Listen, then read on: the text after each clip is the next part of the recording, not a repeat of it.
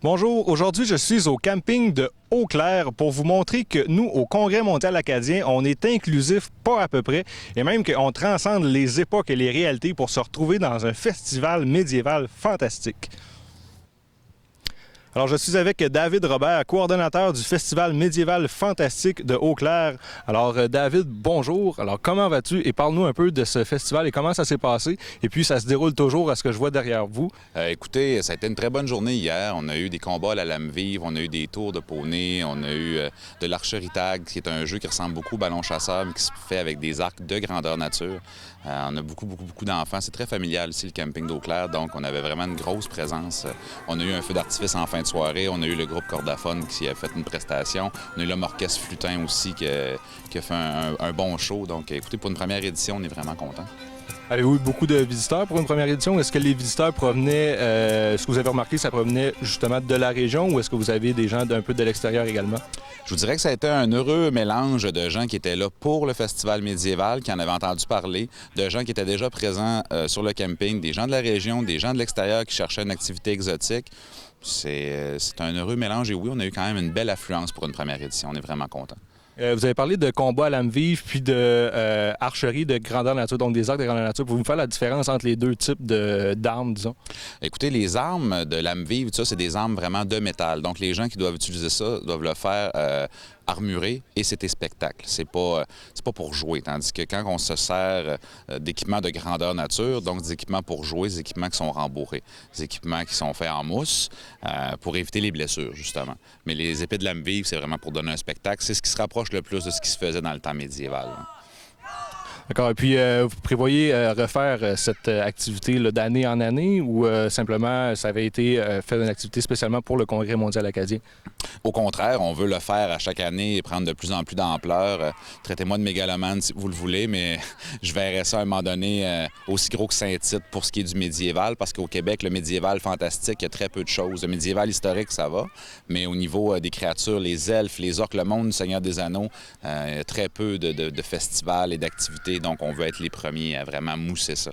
Donc, on connaît le Festival médiéval de Saint-Marcellin. Donc là, on se situe plutôt un peu plus dans le fantastique. Donc, on vient compléter un peu le chapitre du Festival du médiéval pour ce qui est du Bas-Saint-Laurent, c'est ça? Exactement. On n'est pas un compétiteur de Saint-Marcellin, on est quelque chose qui est ajouté. Eux font vraiment du réaliste, font des vikings, ils font vraiment ce qui se passait en 1200, 1500.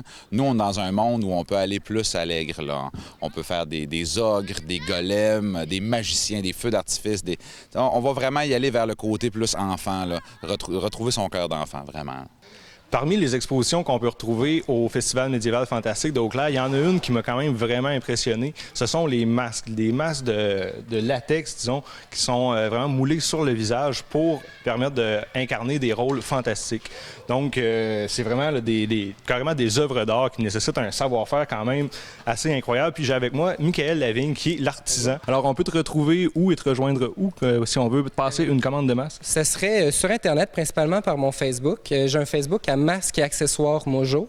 À cet endroit-là, je suis quand même assez facile à trouver. Vous pouvez m'envoyer un message, puis ça va me faire plaisir de discuter. Si vous avez une idée de projet, vous pouvez m'en parler. Même si vous n'êtes pas certain de vouloir passer la commande, je vais être très heureux de regarder avec vous ce qu'on pourrait faire. Michael, merci beaucoup. Merci.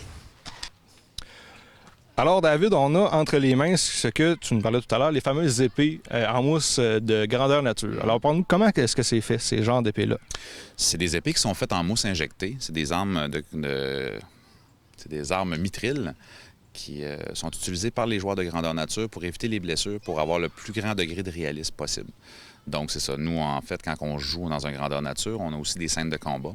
Et les gens doivent les faire en n'ayant pas nécessairement l'équipement complet d'un grand chevalier. Donc, avec ces épées-là, ils peuvent s'amuser en toute sécurité. Oui, parce qu'on voit justement les enfants qui jouent derrière et tout ça, on peut facilement avoir beaucoup de plaisir. Justement, seulement en tenant ça dans nos mains, on aurait vraiment l'impression que c'est une vraie épée, mais simplement qu'on n'a pas le désagrément des coupures et des blessures qui vont avec, c'est bien ça? Exactement. Je vous dirais, une fois tout habillé, tout costumé dans un village réaliste comme à Mirgova, écoutez, on s'y croit, là, vraiment. Je connais un peu Mirgova. Est-ce que tu peux nous en parler un peu plus? C'est ton grandeur nature à toi, c'est bien ça? Oui, tout à fait. Le grandeur nature Mirgova a été créé en 2008. On fait des événements tout l'été. C'est des événements qui ressemblent un peu à des meurtres et mystères. C'est 3 jours de temps. c'est non-stop. C'est la nuit, c'est le jour, les créatures, les combats, les gens incarnent des personnages différents. Essaient de recréer une vie de village complète le temps d'une fin de semaine. Donc, on a des gens de toutes les couches de la société, de tous les endroits au Québec. On a même des gens du Nouveau-Brunswick qui viennent.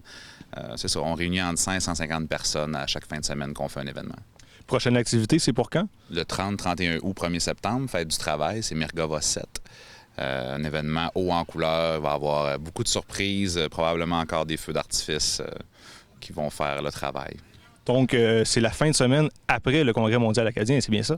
Exactement. Donc, c'est une invitation à tous pour le Grandeur Nature Mirgova à Eau-Claire.